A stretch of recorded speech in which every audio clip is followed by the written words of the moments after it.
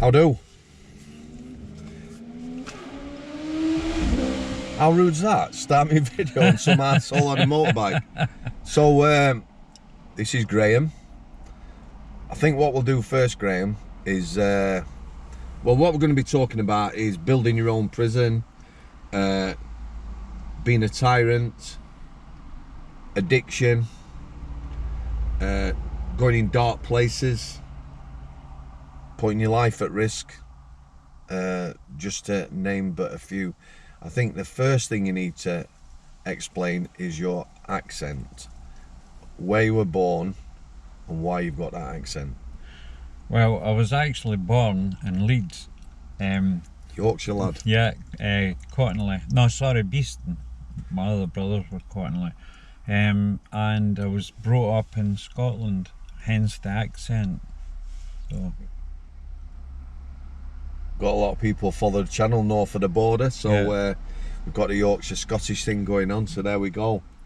Just in brief, I asked you this because where your story's going to go.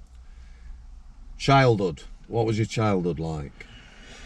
I would say it was a bit like Huckleberry Finn, Tom Sawyer. That's the kind of childhood I had, you know. We're a certain age. I know who Huckleberry Finn and Tom Sawyer are. Okay, yeah. It's a book and a nice story.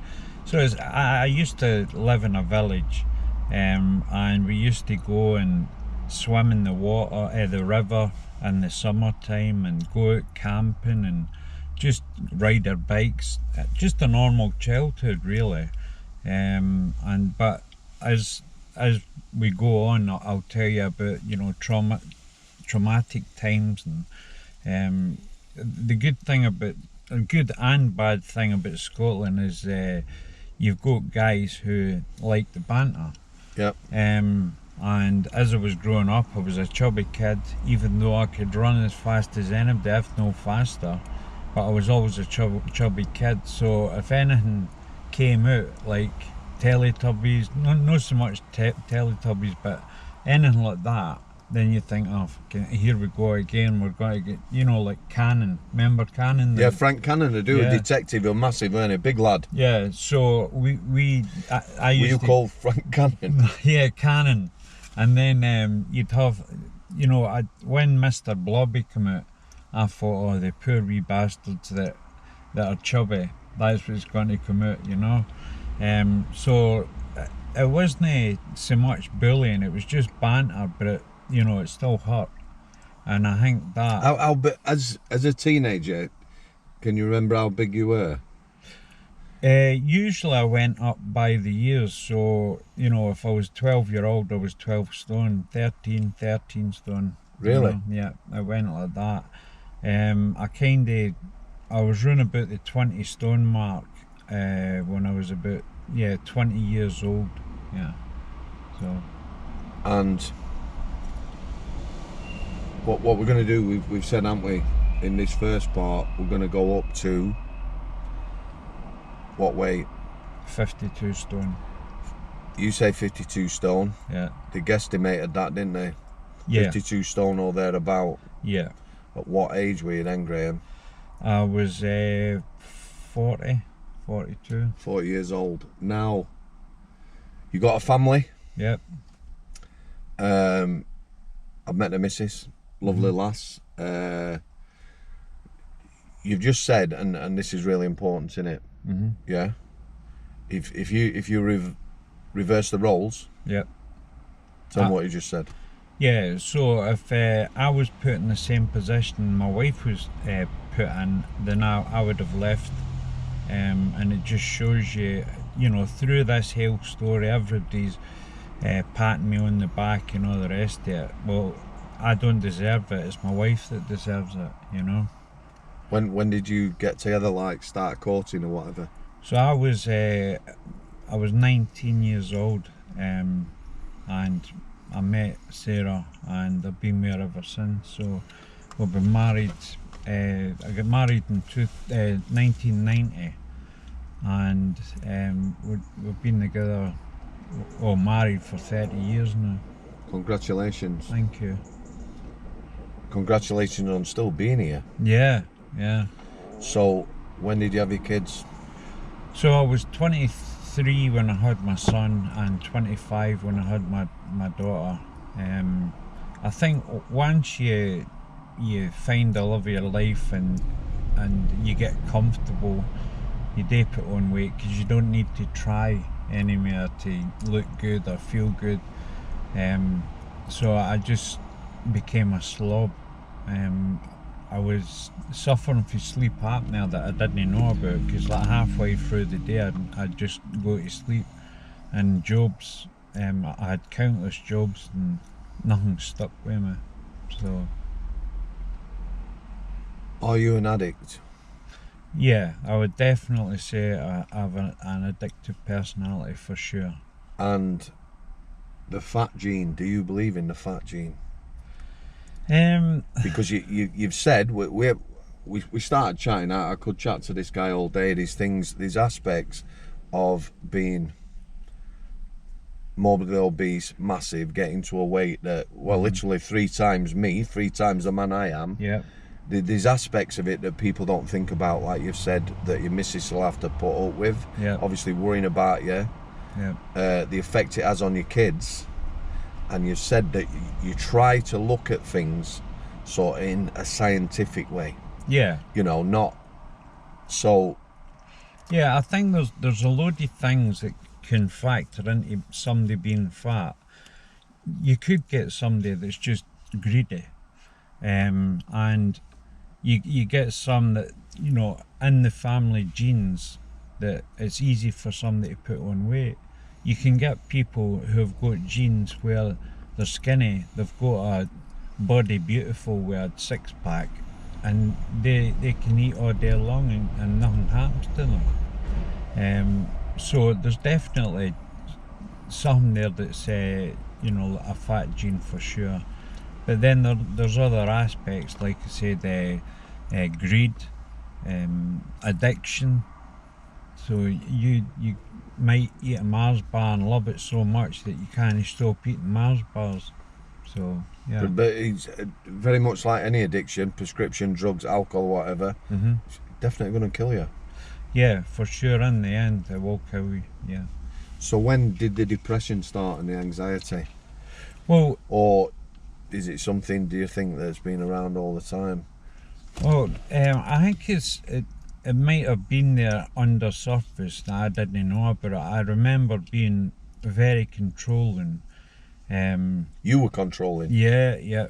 Especially when I was 13. If I didn't get my own way, I would go into a blind rage. So I mean, I look back and I think maybe I had like ADHD or something like that, and you know, at that time it's no you know, never heard that. But I think I had ADHD, and I used to get into a rage if my mum didn't give me money or anything like that, you know. Did you get on at school then? Or were you bullied because of your size? Right, so this is really important aspect to my life, because my aspirations was to go to university, and I really wanted to do well in life, because although I loved growing up in the village that I grew up in, yeah, I wanted to be part of a more diverse society and kind of see the world a bit. And for me to do that, in my eyes, I had to go to university and get a decent job.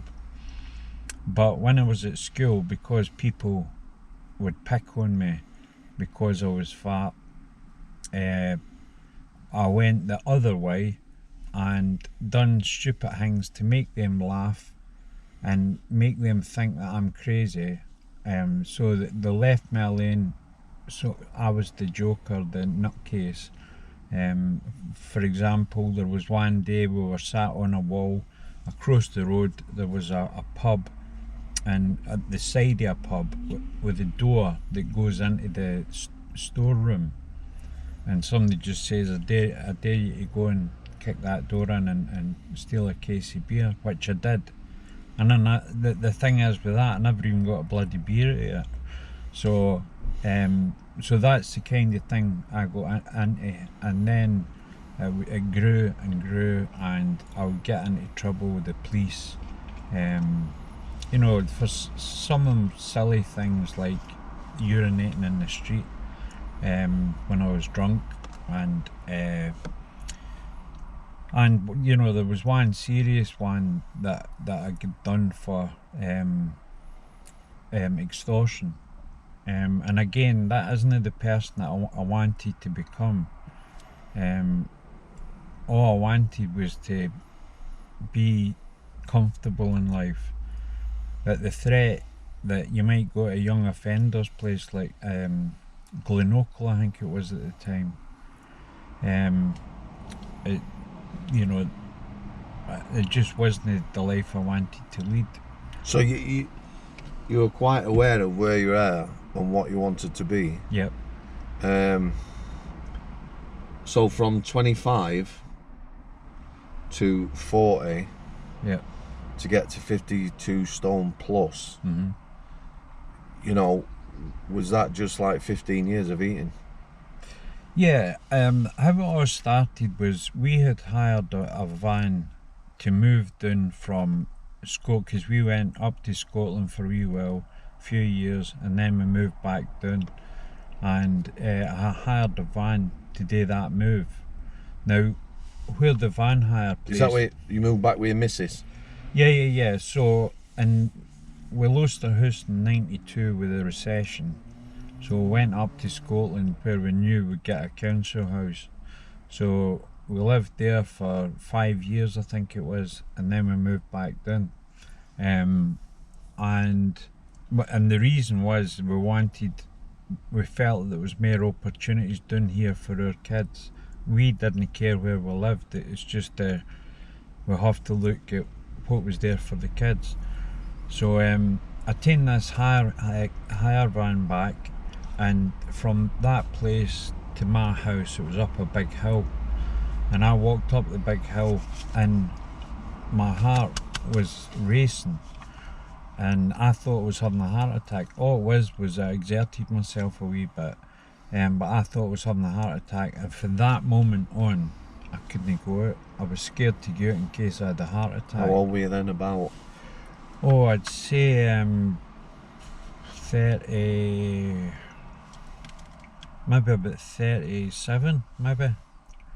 And that's where the serious trouble started, because I had anxiety, I had depression because I couldn't go out. I would eat whatever I wanted, like a pizza.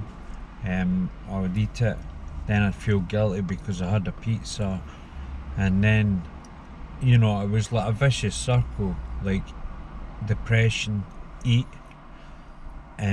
feel bad for eating, depression, and it kept going on and on like that until, you know, and at the time, like, you know, my wife would say, what do you want for dinner? And I would always say, well, I quite fancy a chippy, or a fancy pizza, or a fancy kebab, and you know, a lot of people always think about, well, why does our missus just cut it and say, no, you're not getting that, this is what you're getting, a salad, a ham salad or something. The reason is because I was a tyrant, an absolute tyrant, and if she didn't do as I say, it was nothing physical, but mentally I would abuse her, and I would abuse my kids mentally, and you don't realise you're doing it, but you're doing it nevertheless. Reflection, into it. You're looking back now. Yeah. So on one hand you've got depression, you're stuck in house. Yeah. And on the other, like you said, you describe yourself as a tyrant. Yeah. So I've asked Graham this when we were sat chatting. You know, you get 30 stone, that is massive. You know, people must be telling you it's unhealthy or whatever. It's just something that you couldn't control. Yeah, so no, like I said, it's like an addict. It's like somebody taking heroin. It's like you can say it, and that's no good for you, but they're not listening. You know, it's only until something happens that they'll change their ways. That the problem with humans, I feel, is that we don't think any negative thoughts about life. We always think, right, oh, I'm going to Mexico on my holiday in 3 months' time. They never think, oh, if I continue doing this, I could be dead in 3 months' time. And you have to, that's one of the first things I teach in my career when I get new clients in, is that they have to do a lifestyle analysis. And all that is having a look at you as a person and thinking, right, what can you, where are you in life? Are you where you want to be in life? If no, what do you need to do to change it? It's just a simple thing, you know, like you might have grandkids, so you say, well, I can't play with my grandkids. Yeah. Well, why are you not playing with your grandkids? Because I'm, my knee's sore. Well, what can you do to remedy it? It's just as simple as that. But yeah, I just think that Christ, I lost my train of thought now. It's all right. Let me ask you something. Yeah. Amazon. I'll just say Amazon. Tell me about Amazon. Yeah, so this is another thing, is that I became a total recluse. And when I mean a total recluse, I couldn't even open the front door. If somebody knocked on it, I would ignore it.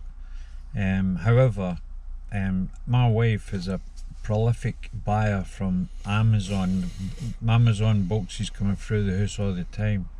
So if she says there was a Amazon parcel due on Tuesday morning, I'd look at one of the kids, and if she weren't there, if she wasn't there, I'd say, "You feeling all right?" No, the kids knew it was coming. I would say, "You look a bit pasty. You all right to go to school today?" And of course they would say, "Well, I'm feeling a wee bit sick." I says, "Right, stay off." And the reason I did that was so that they could answer the door for that Amazon parcel, which, I mean, when you look back, it's absolutely disgusting. Well, you know, it's not that it's disgusting. It's extreme for the fact that someone's going to knock on your door and just pass the parcel over. Yeah. Yeah. Or leave it somewhere. Could you not? Would you not be thinking? Because let's face it, these parcel delivery people now, they're just, you know, it's hit and run, isn't it? Yeah. No, I don't think it was as bad as that, because like you said, some of them don't even knock the door; they just put it behind your bin and take a picture. I've nearly lost a few parcels like that, but I don't think back in that day it wasn't as like that. It was they did chap the door and wait to hand it over, or they go to the next door neighbour.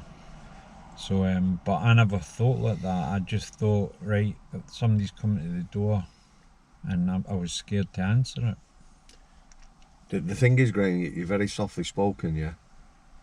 So almost listening to you, it's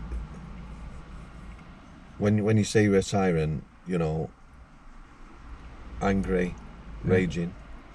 So your day, you're either angry or raging, or in such a dark place you can't answer the door. Yep. And how obsessive was the eating? Was it just because you've got to put away some serious stuff, haven't you, to get to 52 stone? Yeah, the thing is, it wasn't just. So if you, right, when I was really at my worst, I used to watch this programme, Britain's Fattest Man, about Barry from Birmingham. Yep. And if you look at him and what he did, it was totally different to the way I did it. So when the Britain's Fattest Man came out, I was actually 52 stone. So I was a wee bit bigger than Barry. But if you look, he was drinking like 20 pints. He was drinking. He's the lad who went with his mates to football. He was obsessed with football. Yeah. 24 pints of lager and. Yeah. Oh, I remember that. Yeah. So, but everybody thinks that is how all super obese people are, and it's no. So mine was merely like I'd get up, I'd skip breakfast, I'd skip lunch, or if I had lunch, I'd have chip rolls, or something for the Chip boys. Yeah, yeah. And then I'd have like a ramekin, and it would be a ramekin with peanuts and peanut M&Ms mixed. I used to eat that non-stop, grazing all day, and I used to get a new ramekin like every 20 minutes. So it'd just be constant all through the day and night. And I'd have a can of Coke every 20 minutes. So it had to be on the 20 minutes. And still is. Yep. Not the ramekin, not the Coke. Yeah.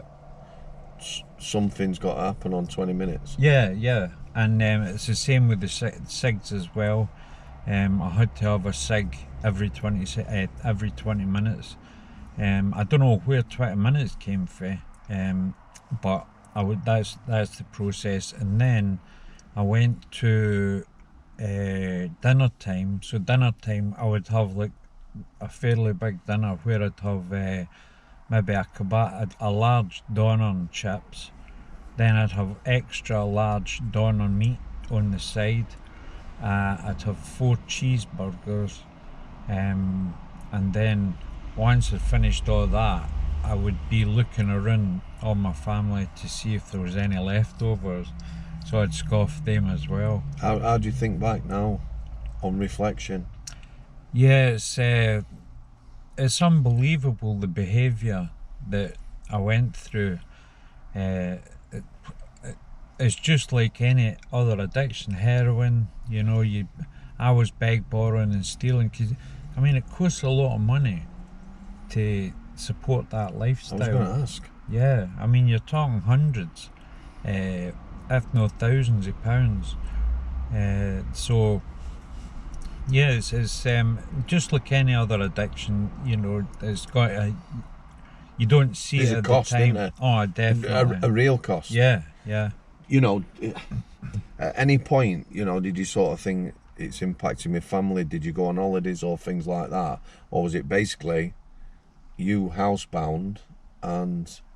I think this is where the prison comes into it, really.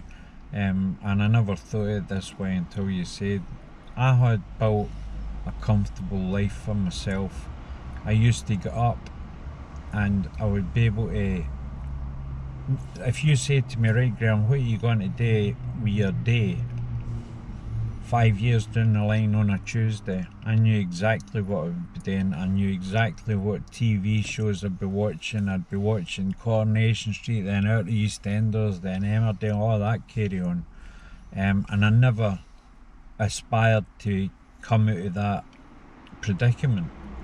I was comfortable because, alright, I'm fat, I'll lose weight one day, I'll go on a diet one day.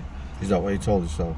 Yeah, and it didn't help that my last doctor came out and weighed me, and he had one of the scales that went up to 25 stone, and it kind of, when I stood on it, it kind of span round a couple of times, and he says, oh, you're only 25 stone, and this Only? Yeah.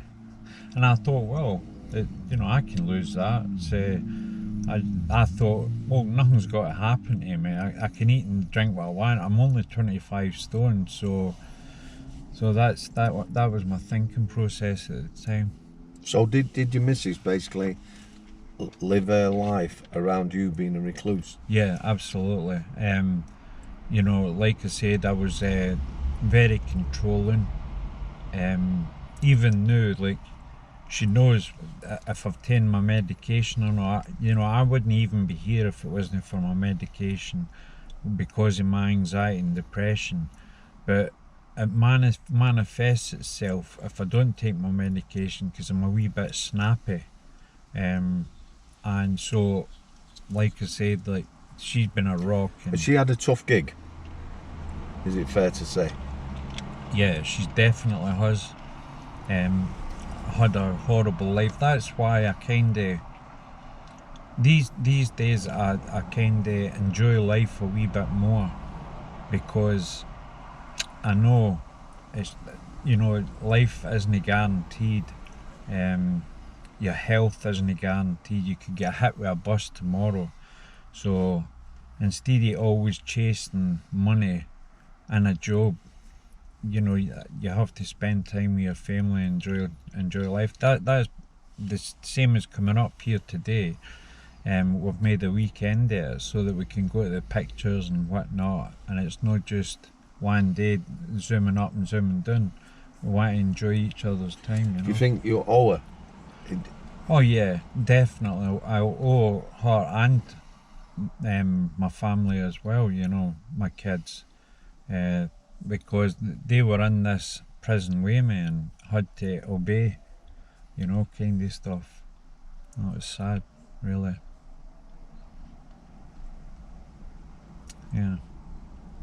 Yeah, she's a good woman.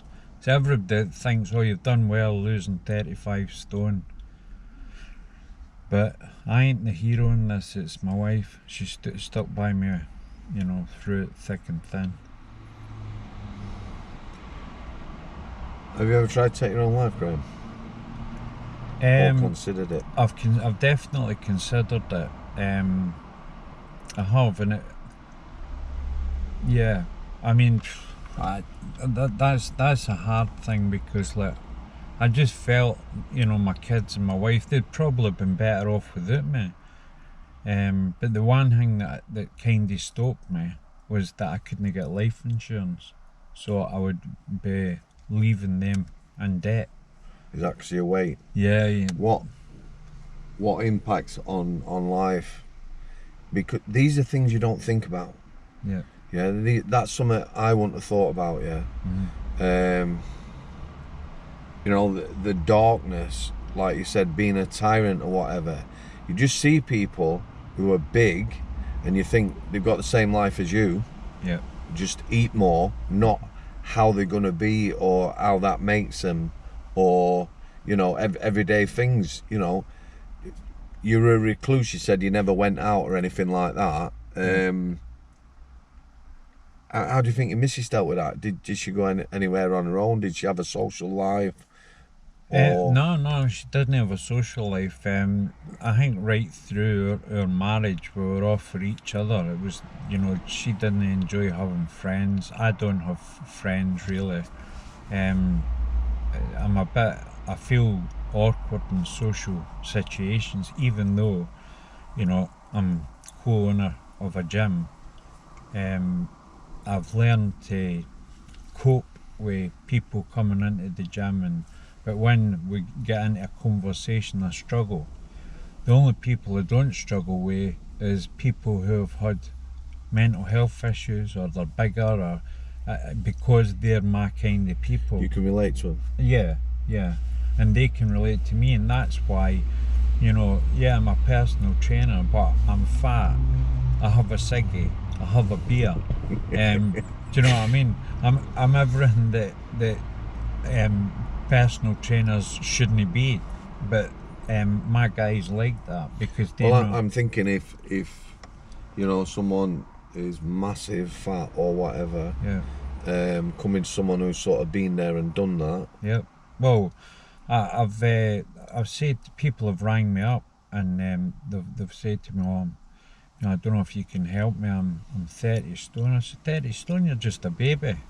And of course, that, you know, because I've been through it and I showed them what I do, it was just a natural progression. And you know, I get a lot of people coming to me because I've been through it, lived experience. There's nothing better, really. Is there anything else you would like to discuss about your journey to 52 stone approximately? Yeah. I just think that you've got to think of people, you know, and if you can help the people, don't. If you've got an uncle that's fat, try not to take the piss out of him and just see if he needs a wee bit of help. But don't ignore it. Yeah, don't ignore it. Definitely don't ignore it. And one of the things I always teach is make sure your family are supporting you.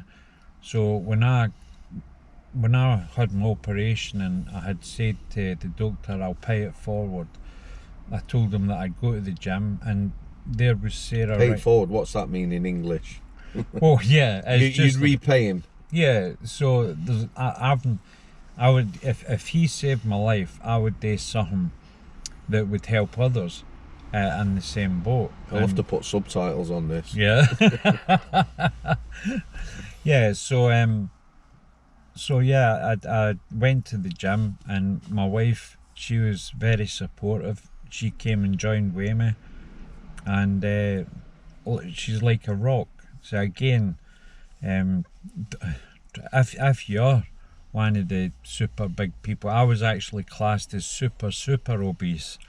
I should maybe have a Superman thing on me. But if you're one of these people that are super obese, just think of the family round about you. You start treating your wife and kids like slaves, as in, go and get me this, go and get me that. Or can you just run upstairs and get me this? You just fall into this lifestyle, and then it becomes their lifestyle. So it's like a ripple effect. So if you do something bad in your life, like eat takeaways all the time, then it's got to have a ripple effect in your family. Sarah was the same. She was right up in weight.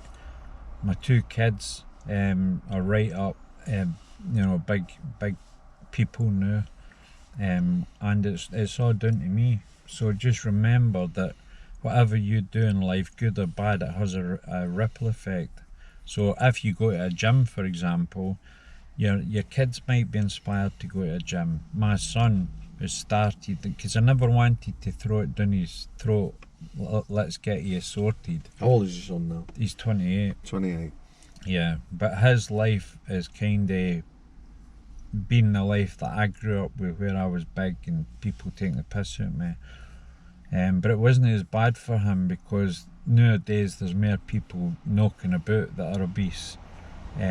So it's not like a minority anymore. Whereas when I was, would you have stood out? Yeah, when I was about 19 and when I was growing about 20 stone, like the weight I'm now, I would have stuck out like a bad penny. But that was one of the things that I did mention to you. When I first got back behind the wheel of a car, I went out, and it just seemed that every corner I turned, there was somebody who was obese, and it just blew my mind. So yeah, we're not really a minority anymore. So if I compare you, let's take Lee, who I recently interviewed with. So when he grew up, around shotguns in his house and money. Yeah. His dad were an armed robber or whatever. And although we have choices, the chances of somebody like that actually going into criminality, I would think, are, and just the same, your lifestyle impacted your family, which I would never have thought about. Yeah, I mean, like that. The thing is, like, one of the things for me, I mean, what you're saying about the shotguns and that, absolutely, I mean, that rubs off on you. If that's what you've grown up with, and that's what you're used to, then obviously you've got a good chance you've got to slip into that lifestyle as well. And if you go on great with your dad, and you want to, you're proud of him, he's proud of you, you're going to slip in that lifestyle for sure. Yeah, so another thing for me was when I was growing up, we didn't have like a chip shop in every corner. I mean, like, there was one chip shop in our village, and that was it. And you had to go down, we used to walk like 2 miles into where the chip shop was, and it wasn't huge portions like you get today. I mean, like, if I buy a bag of chips today, which I still do, I don't stop taking anything. Yeah, still have a beer. Yeah, a wee bit of what you fancy is good for you. Wish me the big nan, we said. My big nan, and my nan used to say a wee bit, I don't want to say wee, but, a little of everything. Yeah. Don't hurt. Yeah. But today it's just too easy. We're picking up the phone. I mean, like, I've seen some of my guys, like, they've come in, had a great workout. I know what you're going to say. Please tell me they didn't order a takeaway to the gym. No, you'd see them leaving, and there's a Kentucky near the gym. They go straight in there. Yeah, but I don't mind that because you know, I teach my guys, listen, if you've got to go into somewhere like that, get rid of the chips. You know, chicken isn't that bad. You know, considering the workout. If you do a hard workout, a wee bit of chicken afterwards, good for you. So. Graham, we're going to leave part 1 there. Yeah? Yeah.